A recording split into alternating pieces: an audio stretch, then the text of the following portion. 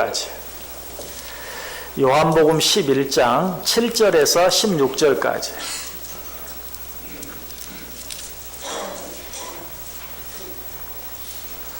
요한복음 11장 7절에서 16절까지 제가 대독해 드립니다. 그 후에 제자들에게 이르시되 유대로 다시 가자 하시니 제자들이 말하되 랍비여 방금도 유대인들이 돌로 치려 하였는데 또 그리로 가시려 하나이까. 예수께서 대답하시되 낮이 12시간이 아니냐. 사람이 낮에 다니면 일상의 빛을 보므로 실족하지 아니하고 밤에 다니면 빛이 그 사람 안에 없는 고로 실족하느니라. 이 말씀을 하신 후에 또 이르시되 우리 친구 나사로가 잠들었도다. 그러나 내가 깨우러 가노라. 제자들이 이르되 주여 잠들었으면 낫겠나이다 하더라. 예수는 그의 죽음을 가리켜 말씀하신 것이나 그들은 잠들어 쉬는 것을 가리켜 말씀하심인 줄 생각하는지라. 이에 예수께서 밝히 이르시되 나사로가 죽었느니라. 내가 거기 있지 아니한 것을 너희를 위하여 기뻐하노니 이는 너희로 믿게 하려 함이라. 그러나 그에게로 가자 하시니 디두머라고도 하는 도마가 다른 제자들에게 말하되 우리도 주와 함께 죽으러 가자 하니라. 아멘. 우리 옆 사람들과 한번 인사합니다. 참 잘 오셨습니다. 큰 은혜 받으시기 바랍니다. 네, 여러분들 오늘도 정말 잘 오셨습니다. 하나님의 큰 은혜가 여러분 모두 위에 넘치시기를 주님의 이름으로 간절히 축복합니다. 우리 요한복음 11장 시작하고 1절부터 7절까지 있는 말씀 가지고 4시간에 걸쳐서 생각해 보았습니다. 어떤 내용이었습니까? 주님이 우리를 그토록 사랑하시는데 왜 주님께서 그토록 사랑하시는 자들에게 고통을 허락하시는가? 아니, 좀 더 적극적으로 주님께서 그토록 사랑하시는 자들에게 고통을 주시는가? 우리가 그 이유를 4가지로 생각해 보았어요. 첫 번째는 왜 그랬다고 그랬죠? 하나님이 생각하는 사랑은 우리가 생각하는 사랑보다 훨씬 더 고차원적인 사랑이기 때문에 더 좋은 것, 더 좋은, 더 귀한 것을 더 좋은 때 우리에게 허락하시기 위해서 때때로 그런 고통을 허락하실 때도 있고 더더 적극적으로 그런 고통을 주실 때도 있다. 두 번째 이유는 무엇이었습니까? 하나님께서는 우리 육신의 질병 또는 육신의 고통보다도 영혼의 질병에 대해서 훨씬 더 관심이 많으시기 때문에 하나님께서는 우리의 육신의 질병이나 우리 육신의 고통을 통해서라도 그 영혼을 구원할 수만 있다면 하나님께서는 그런 일들을 허락하실 때도 있다. 왜? 육신은 7, 80년 아니 아무리 길게 살아도 90년, 100년에 불과하지만 우리 영혼은 어때? 우리의 영원한 생명을 좌우하는 것이기 때문에 그 일을 위하여 이 땅에서 우리에게 고난과 고통을 허락하실 때도 있다는 것이었어요. 자, 주님께서 왜 우리를 사랑하시는데 그러한 고통과 고난을 허락하시는가? 세 번째 이유는 무엇이었습니까? 우리 주님께서는 오직 자기의 뜻이나 자기의 때를 생각하는 것이 아니라 자기를 이 땅에 보내신 아버지의 뜻, 아버지의 때만을 생각하셨기 때문에 그 아버지의 때에 아버지의 뜻을 이루기 위하여 주님으로서는 너무나 안타까운 일들이 눈앞에 벌어지고 있다 할지라도 그러한 고통을 때로는 못 본 척, 모르시는 척 하실 때도 있다라고 말씀드렸어요. 그리고 아버지께서 원하시는 때가 되면 아버지께서 원하시는 뜻을 이루어 가신다. 결론적으로 주님께서 우리를 그렇게 사랑하시면서도 때때로 우리의 고통을 허락하시는 결론적인 이유는 뭐예요? 하나님의 영광을 위해서. 우리가 이 세상에서 육신적으로 당하는 것은 결코 죽을 병이 아니라 무슨 병이라고요? 하나님의 영광에 이르게 하는 것이다. 무슨 말입니까? 여러분 앞에 어떤 어려움, 여러분 앞에 어떤 고통이 있다 할지라도 그것 때문에 절대로 손해나지 않고 그것 때문에 절대로 망하지 않는다는 것이 그것은 죽을 병이 아니다. 그것은 하나님의 영광에 이르게 하는 것이다 라고 우리에게 분명하게 말씀해 주셨어요. 자, 이제 드디어 하나님의 때가 되었어요. 이제 드디어 하나님의 뜻이 이룰 때가 되었어요. 그래서 주님께서 뭐라고 말씀하십니까? 7절에 말합니다. 그 후에 제자들에게 이르시되 유대로 다시 가자. 유대로 다시 가자. 아직 하나님의 때가 되지 아니했어. 아직 하나님의 뜻을 이룰 때가 되지 아니했어. 나사로가 죽어간다는 소식을 듣고도 이틀이나 더 유하셨던 주님께서 이제는 뭐라고 말해요? 이제는 유대로 다시 가자. 그래서 제자들이 뭐라고 말합니까? 8절 보세요. 제자들이 말하되 랍비여 방금도 유대인들이 돌로 치려 하였는데 또 그리로 가시려 하나이까. 무슨 말입니까? 이것은 요한복음 10장과 연결이 되는 거예요. 요한복음 10장에 보면 수전절이 나와요. 수전절이 되었을 때 예수님께서 유대 예루살렘에 가셔서 설교하셨어요. 그리고 뭐라고 말합니까? 내가 너희에게 영생을 주노라. 나와 아버지는 하나이시니라. 그래서 사람들이 깜짝 놀라서 저 무슨 참남한 말이냐, 저 무슨 신성모독이냐 라고 말하면서 예수님을 돌로 쳐 죽이려고 했어요. 예수님께서는 그 자리를 피해서 어디로 가십니까? 요단강 저편 요한이 세례 주던 곳, 처음 예수님의 공생애를 시작하시던 요한이 세례 주던 곳, 그 원점으로 다시 돌아가시는 그런 모습을 보게 돼요. 그런데 주님께서 지금 어때요? 다시 그곳으로 가자고 하는 거예요. 제자들로서는 깜짝 놀랄 수밖에 없어요. 그래서 뭐라고 말해요? 조금 전에도 그들이 예수님을 돌로 쳐 죽이려고 했는데 또 그리로 가시려고 하십니까? 좀 속된 표현이지만 이 제자들의 마음을 그대로 표현해 보면 죽으려고 환장하셨습니까? 이런 말이에요. 방금 전에 돌로 쳐 죽이려고 하지 않았습니까? 그런데 또 그곳으로 가시겠다는 말입니까? 참 어떻게 보면 제자들의 모습이 참 사랑스러워 보여요. 야, 제자들이 예수님을 이렇게 생각하는구나. 그래도 제자들이 예수님이 혹시라도 고통을 당하고 혹시라도 돌에 맞아 죽을까 봐 걱정을 하고 있구나 라는 생각이 들지도 몰라요. 그러나 정말 제자들이 예수님을 사랑해서 그렇게 말하고 있는 것입니까? 아니, 그 속을 좀 더 자세히 들여다보면 그 속에는 너무나 인간적인, 너무나 계산적인, 그리고 너무나 이기적인 그런 인간적인 생각들이 그 속에 가득 차 있는 것을 보게 돼요. 지금 예수님의 제자들은 예수님의 신변을 걱정하는 게 아니, 뭘 걱정하고 있어요? 자기들의 신변을 걱정하고 있어요. 사람들이 예수님을 향해 돌을 던지면 예수님만 맞겠어요? 그와 함께 따라다니는 자기들도 맞죠. 그 돌에 맞아 예수님이 죽을 수 있다면 자기들도 돌에 맞아 죽을 수 있는 것이. 그래서 예수님을 걱정하는 것이 아니라 사실은 자기들을 걱정해서 그렇게 말하고 있어요. 이 사실을 어떻게 알 수 있습니까? 예수님께서 그것을 떠나서 유대로, 나사로가 병들어 있는 베다니로 갔을 때 예수님의 제자들은 따라가지 않았어요.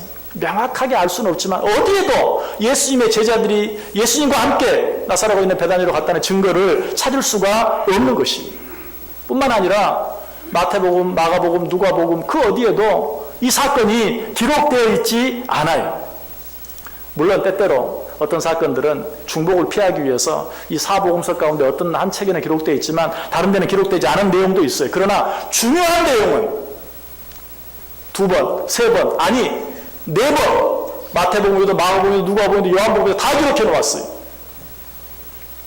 여러분, 나사로가 죽었다가 다시 산 사건, 예수님께서 죽은 나사로를 죽은 지 나흘 만에 이미 매장되었고 그 시체가 썩어서 냄새가 나는 때 다시 살린 이 사건, 중요한 사건입니까? 중요한 사건 아닙니까? 정말 중요한 사건이죠. 성경에 많은 기적들이 기록되어 있지만 이보다 더 귀한, 이보다 더 놀라운 기적이 없다고 이미 말씀드렸어요. 다른 모든 기적들은 어때요?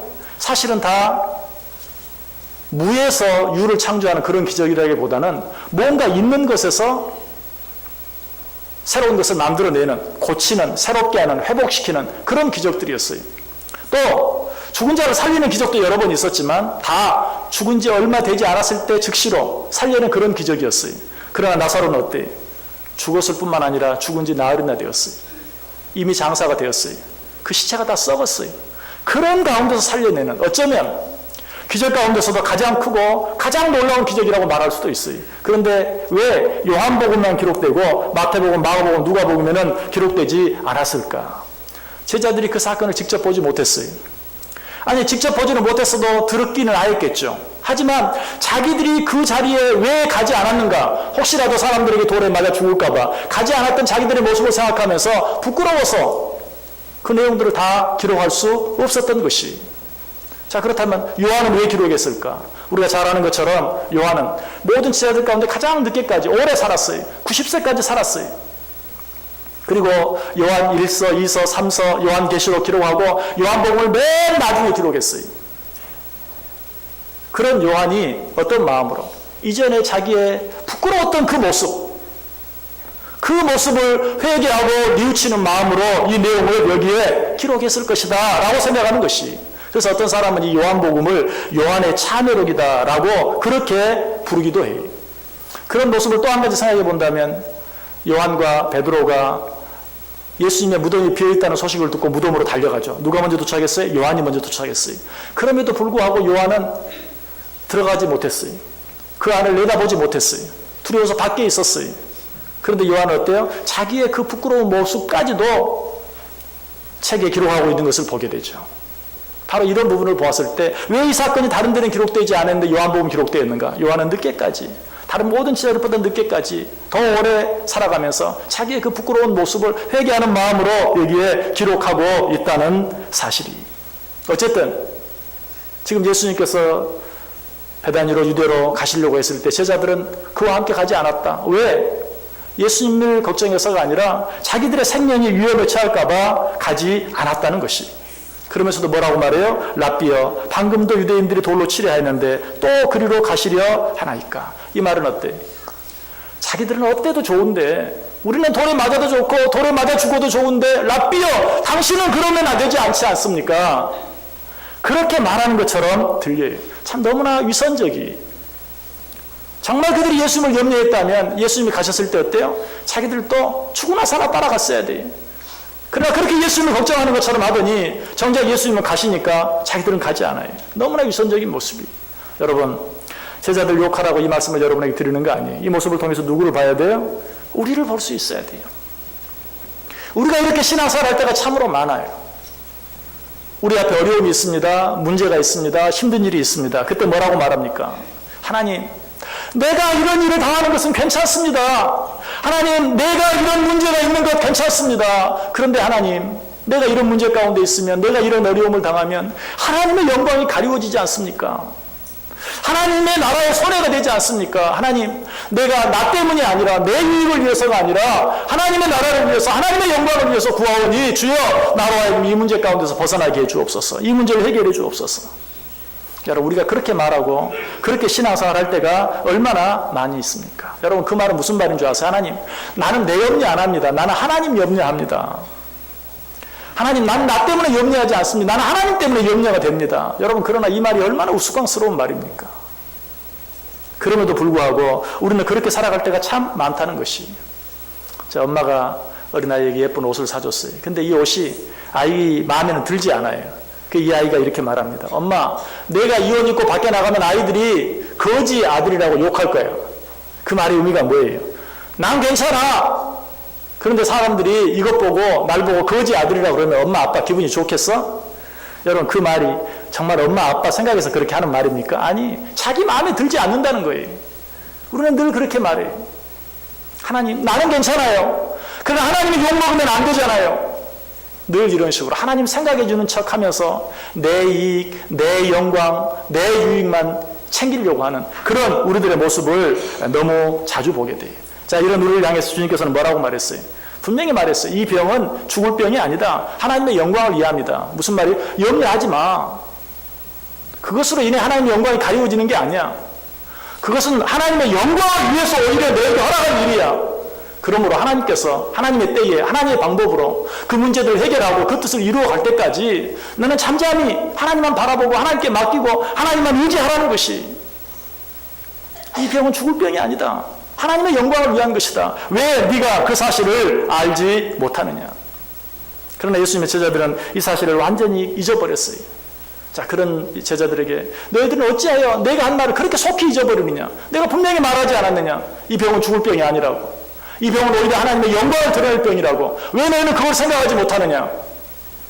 그러나 그렇게 단순히 책망하지 않았어요. 9절에 다르게 말하죠. 뭐라고 말합니까? 예수께서 대답하시되 낮이 12시간이 아니냐. 사람이 낮에 다니면 이 세상의 빛을 보므로 실족하지 아니하고. 이전 성경과 조금 번역이 달라졌죠. 이전에는 낮이 12시가 아니냐 이랬는데 개역성경은 낮이 12시간이 아니냐. 12시간, 시간으로 이야기하고 있어요. 이 말이 맞습니다. 왜? 우리가 일할 수 있는 시간이 12시간이 아니냐. 하나님께서 우리에게 일하도록 허락한 시간이 12시간이 아니냐. 이 시간 안에 우리가 다니면, 빛이 있는 이 시간 동안에 우리가 다니면 절대로 실족하지 않는다. 염려하지 마라. 두려워하지 말라. 너희들에게 주어진 12시간 동안은 하나님이 책임져 주신다. 하나님이 너와 함께 하신다. 네가 정말 하나님의 나라를 위하고 하나님의 영광을 위해 살기를 원하느냐. 그렇다면 두려워할 필요가 없다. 낮이 12시간이다. 너희들에게 분명히 일할 수 있는 시간이 주어졌다. 그 시간을 두려워하지 말고 염려하지 말라라고 우리에게 말씀하고 있는 것이.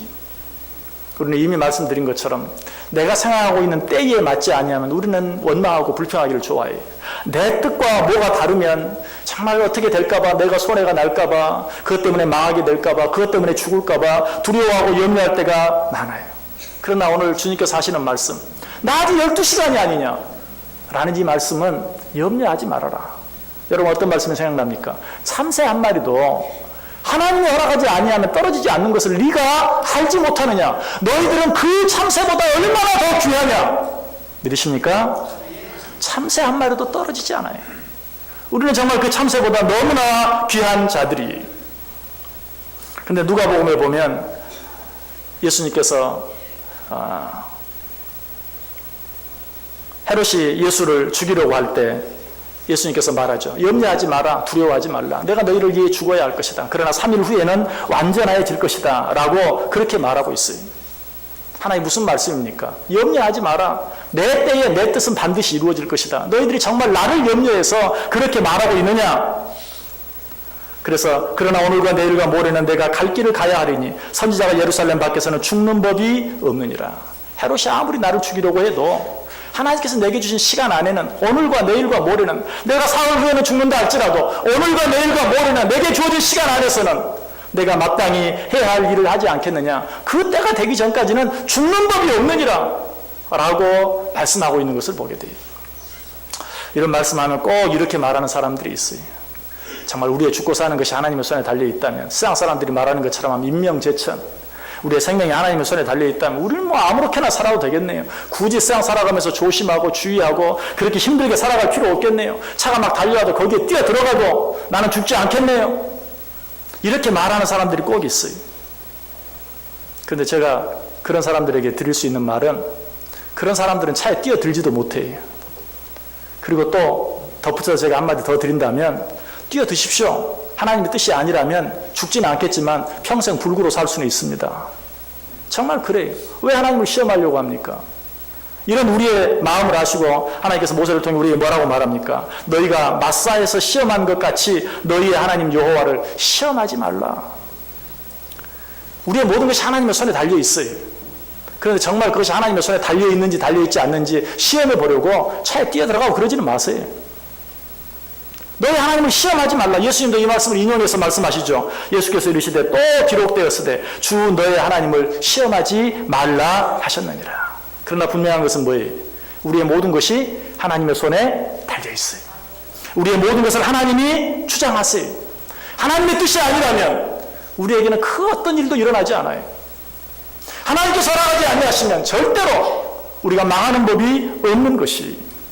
그런데 오늘 이대로 가자라고 말씀하시는 그 주님, 널 향해서 제자들이 뭐라고 말합니까? 12절 보세요. 제자들이 이르되 주여 잠들었으면 낫겠나이다 하더라. 무슨 말이죠? 잠든 게 아닙니다.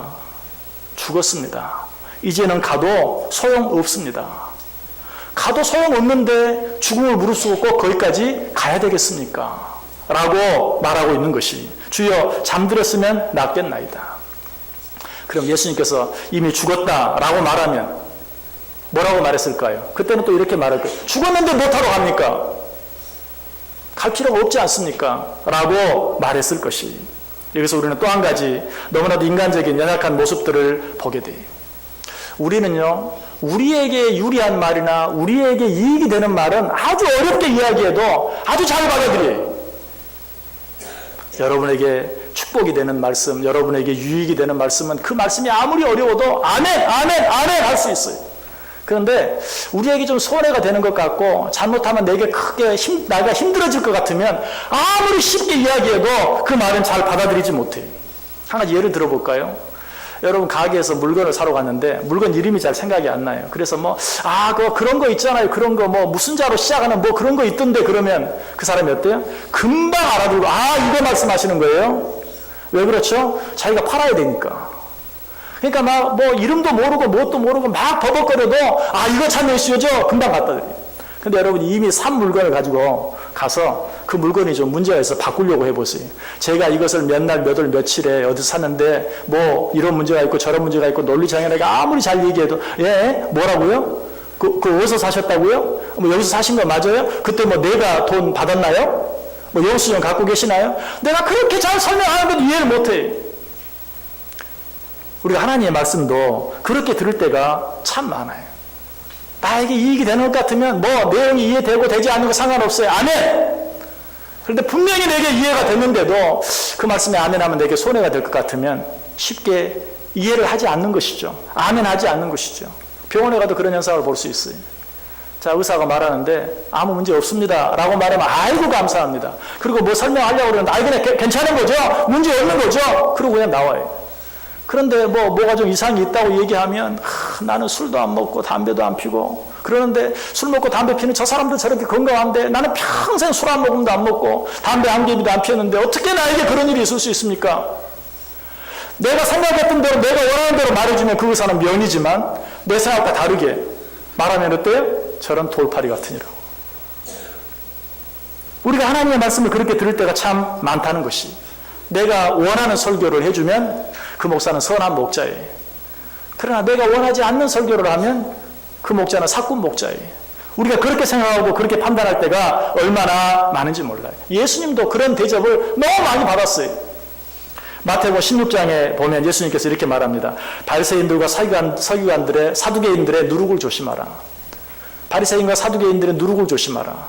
누룩은 뭘 상징하죠? 성경에서 조금만 아는 사람이라면 이 누룩은 죄를 상징하고 너무 잘 알아요.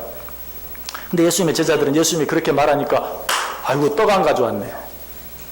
지금 예수님께서는 누룩에 대해서 이야기하는데 바리새인과 사두개인들의 누룩을 조심하라. 그들의 그 위선적인 외식적인 그런 죄의 누룩을 조심하라. 그리고 말하는데 그거는 생각하지 않니 아이고 떡 안 가져왔네. 떡 잊어버렸네 라고 말하는 것을 보게 돼요. 요한복음 4장에도 그런 내용이 나옵니다. 예수님이 말씀하시죠. 내게는 너희가 알지 못하는 먹을 양식이 있느니라. 그러면 육신의 양식 말고 영의 양식이 있는 것을 누구라도 쉽게 알 수 있을 터인데 제자들은 뭐라고 하면 누가 떡 갖다 드렸어? 누가 떡 갖다 드렸어? 라고 또 자기들 서로 얼굴을 보면서 그렇게 하는 것을 보게 돼요. 요한복음 6장에도 같은 내용이 나와요. 예수님께서 말합니다. 인자의 살을 먹지 아니하고 인자의 피를 마시지 아니하면 무슨 말이죠? 예수님은 우리를 위해 죽어주셔야 된다는 것. 예수님이 우리를 위해 죽어주시지 아니하시면 그 떡과 피를 먹고 마시지 아니하면 우리에게 영생이 없다는 사실을 이야기하고 있어요. 그런데 제자들은 한마디로 뭐라고 말합니까? 너무 어려워. 누가 이 말씀을 들을 수 있겠느냐? 이 말씀은 듣기에 너무 어렵도다. 왜 그렇죠? 예수님이 돌아가신다는 게 서운해서 서두에 말씀드린 것처럼 지금 예수님이 돌아가실까 봐 걱정을 해서 아니 예수님 죽으면 우리는 뭐가 됩니까? 우리의 모든 것 다 포기하고 예수님을 지난 3년 동안이나 따라다녔는데 예수님 죽어버리면 우리는 뭐가 됩니까? 그래서 예수님이 내가 너희를 위해 죽어야 하고 내가 너희를 위해 죽지 아니하면 너희들은 구원받을 수 없다. 너희들에게 영생이 없다 라고 나는 모르겠어 무슨 말인지. 도대체 무슨 말인지 이해가 안 돼요. 제자 중 여럿이 듣고 말하되 이 말씀은 어렵도다. 누가 들을 수 있느냐. 우리가 이렇게 하나님의 말씀을 듣고 이렇게 하나님의 말씀을 받아들일 때가 너무나 많다는 사실이에요. 여러분 우리 자신을 한번 돌아볼 수 있어야 돼요. 하나님 말씀 앞에서 내가 얼마나 고집스럽게 내 생각, 내 뜻, 내 이익, 내 유익, 내 영광만 생각하고 있는가. 성경이 이렇게 두꺼워진 이유가 뭐라고 그랬어요? 우리 인간의 고집 때문이라고 그랬어요.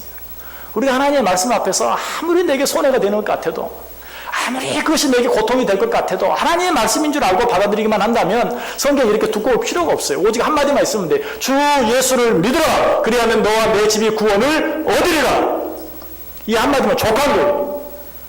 그런데 우리는 뭐 믿으면 어떻게 되느냐, 믿으면 이런 일이 생기지 않을까, 이렇게 손해가 되지 않을까, 이렇게 어려운 일이 있지 않을까요? 그것은 결국 우리에게 어떤 영향을 미칠까요? 등등 이유를 대고 핑계를 대고 그런 말미암아 성경이 이렇게 두꺼워질 수밖에 없었어요.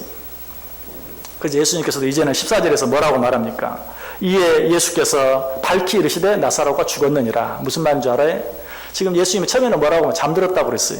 그런데 죽었다는 거예요. 왜? 죽었다는 걸 몰라서가 아니라 그러니까 갈 필요가 없다는. 그러나 그런 제자들을 향해서 예수님께서 뭐라고 나사로가 죽었느니라. 그래 너희들 말이 맞다. 죽었다. 그러나 그 나사로를 내가 살리기 위해서 가야 되겠다라고 말씀하고 있어요.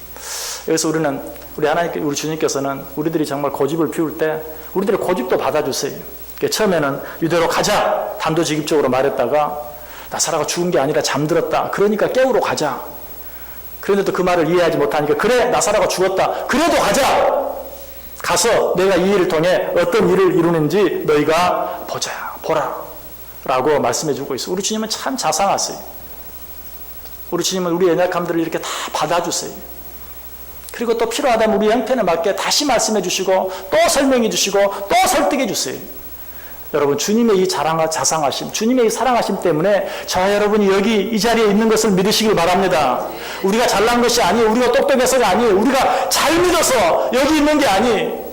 정말 고집스럽고 미련하고 이기적이고 자기 욕심밖에 없는 우리들을 주님께서는 이처럼 섬세하게 배려하셔서 오늘 또 한 번 이 자리에 앉혀놓으시고 제자들에게 그래, 너희 말이 맞다. 나사로가 죽었다. 그래, 너 나 믿고 한번 가보자.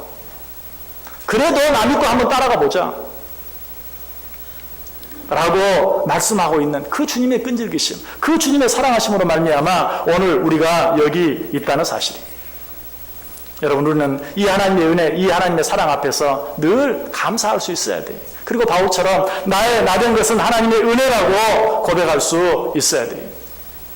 자, 결국 이 일로 인해서 어때요? 예수님께서는 죽은 지 나흘이나 돼서 썩어 냄새가 나는 이미 매장된 나사로를 살리셨어요. 이 은혜를 주의 말씀대로 주의 말씀 나사로가 그리고 그 가족들이 체험했어요. 여러분, 그런데 이 은혜를 나사로만 체험했습니까? 나사로만 체험한 것이, 자, 여러분, 이 기적을 보면서 나도 이런 기적을 한번 체험해 봤으면, 아니 내 주위에서 누가 죽었다가 살아나는 기적을 내가 한 번만 볼 수 있다면 내가 이렇게 신앙생활을 하진 않을 텐데, 혹 여러분 그렇게 생각하는 분 계십니까? 여러분, 우리 자신이 그런 기적을 체험한 자들인 것을 아셔야 돼요.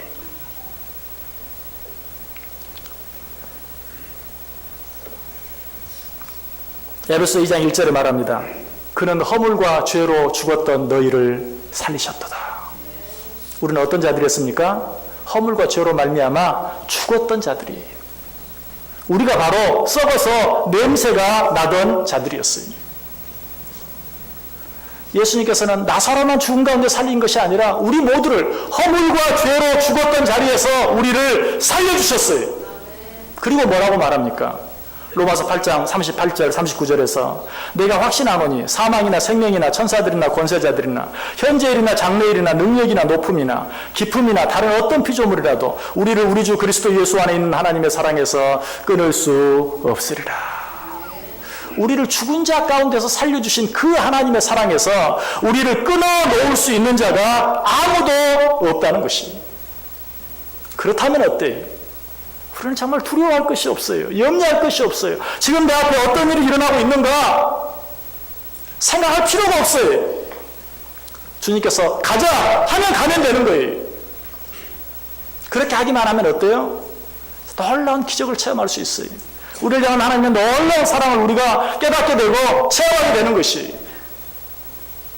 지금 여러분 앞에 어떤 어려운 일들이 있습니까?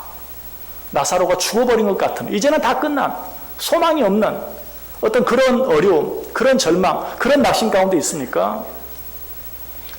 죄와 허물로 죽었던 나를 살리신 그 하나님, 그 하나님께서 나를 절대로 내버리지 아니하신다는, 나를 끝까지 책임져 주신다는, 나와 끝까지 함께 하시고 나를 통해 이루시길 원하시는 일들을 반드시 이루시고야 마신다는, 내가 내게 허락한 일을 다 이룰 때까지 너를 떠나지 아니하리라. 내가 내게 허락한 일을 다 이룰 때까지 너를 버리지 아니하리라.